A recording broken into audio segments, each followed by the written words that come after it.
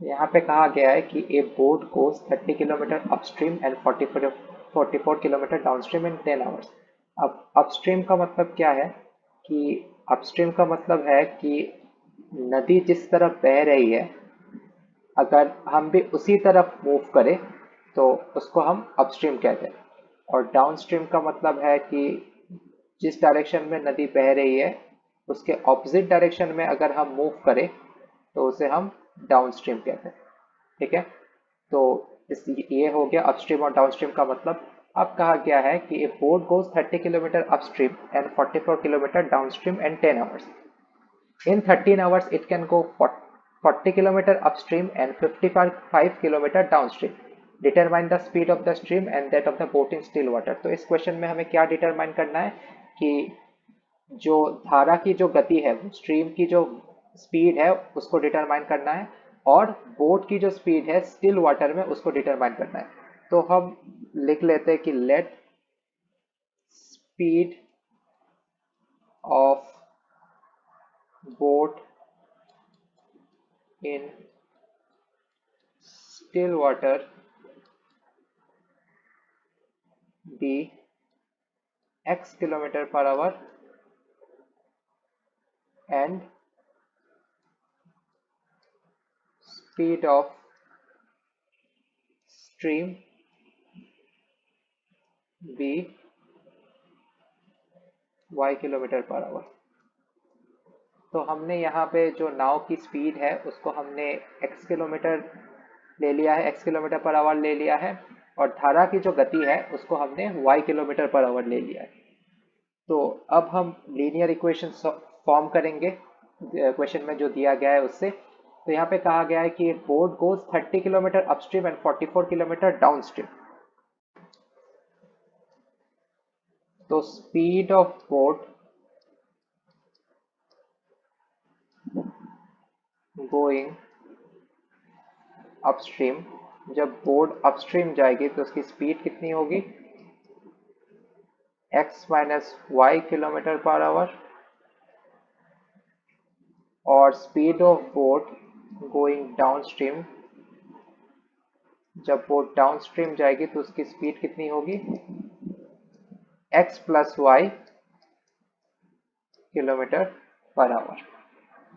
तो अब हम जानते हैं कि time is equal to distance by speed. तो यहाँ पे कहा गया है कि अपस्ट्रीम 30 किलोमीटर ट्रेवल कर रहा है बोट और डाउनस्ट्रीम 44 किलोमीटर, और टोटल टाइम लग रहा है 10 आवर्स। तो अब हम कर लेते हैं कि time taken by boat to travel upstream, मतलब बोट को अपस्ट्रीम ट्रेवल करने में कितना टाइम लगा, उसको हम लोग ले लेते हैं T1। और डिस्टेंस कितना ट्रेवल किया उसने, 30, और स्पीड कितनी है अपस्ट्रीम जाने की, x माइनस वाई। तो हम लोग लिख सकते हैं 30 बाई एक्स माइनस वाई। अब time taken by boat to travel downstream, मतलब डाउनस्ट्रीम जाने में वो बोट कितना समय लगाएगा, उसको हम ले लेते हैं T2। T2 कितना है, 44 बाई एक्स प्लस वाई। तो अब क्वेश्चन में ये कहा गया है कि अपस्ट्रीम 30 किलोमीटर जाने में और 44 किलोमीटर डाउनस्ट्रीम जाने में उसको लगते हैं 10 घंटे। तो यहाँ पे हम लिख सकते हैं कि according to question T1 plus T2, इन दोनों को ऐड करके कितना आना चाहिए, ये 10। तो T1 की वैल्यू हम पुट कर देते हैं 30 by x minus y, plus T2 की वैल्यू पुट कर देते हैं 44 by x plus y is equal to 10। ठीक है, ये हो गया हमारा पहला इक्वेशन। तो अब हम सेकेंड इक्वेशन बिल्कुल सेम तरीके से फॉर्म कर सकते हैं। सेकेंड इक्वेशन के लिए कहा गया है कि वो बोट 40 किलोमीटर अपस्ट्रीम और 55 किलोमीटर डाउनस्ट्रीम जाती है कितने घंटों में, 13 घंटों में। तो सेम तरीके से हम सेकेंड वाले इक्वेशन को लिख सकते हैं, जैसे 40 by x minus y plus 55/x plus y is equal to 13। तो इसे हम इक्वेशन 2 रख देते हैं। तो अब हम देख सकते हैं कि ये लीनियर इक्वेशन तो नहीं है, पर इसको लीनियर इक्वेशन में कन्वर्ट किया जा सकता है। तो हम एज्यूम कर लेंगे कि x माइनस वाई को हम ले लेंगे क्या, u, and 1/x plus Y को हम क्या ले लेंगे, b।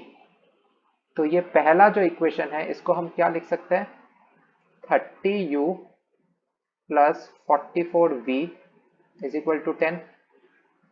इसको हम लिख सकते हैं 30u plus 44v minus 10 is equal to 0। तो इसको हम लोग इक्वेशन 3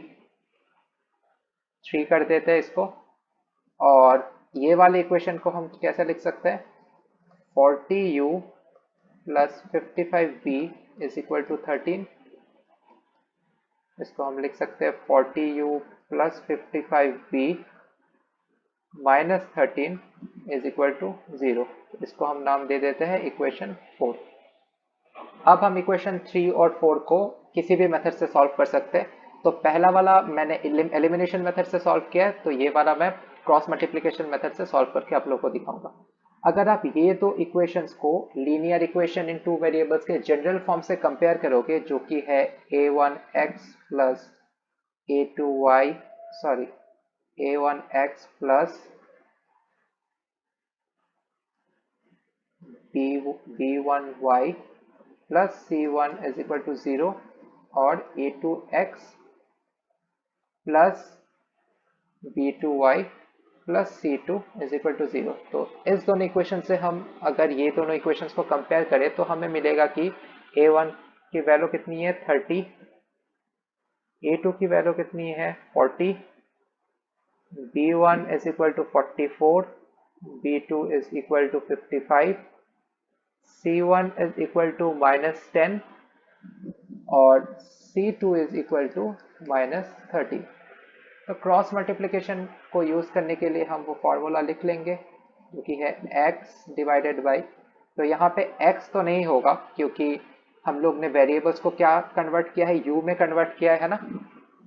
तो हम यहाँ भी x के जगह, ये जो लीनियर इक्वेशन इनटू वेरिएबल्स है, तो x के जगह हम कोई भी वेरिएबल्स लिख सकते हैं। तो यहाँ पे x के बजाय x और y के जगह हम क्या लिखेंगे, u और v, u और v। तो ये भी एक जनरल इक्वेशन हुआ linear equation in two variables का, सिर्फ वेरिएबल्स के नाम बदल गए पर जनरल इक्वेशन अभी भी वैलिड है।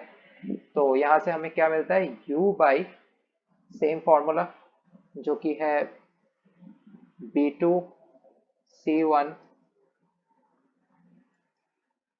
सॉरी जो कि है b1 c2 minus c1 b2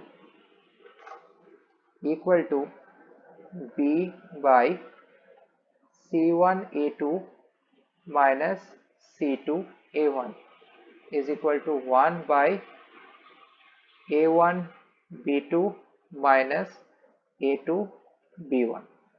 तो हम a1 a2 b1 b2 और c1 c2 की वैल्यूज को पुट करते हैं यहाँ, तो हमें क्या मिलता है कि 44 into minus 13 minus 55 into minus 10 is equal to b by 40 into minus 10 minus 30 into minus 13 which is equal to 1 by 30 into 55 minus 44 into 40।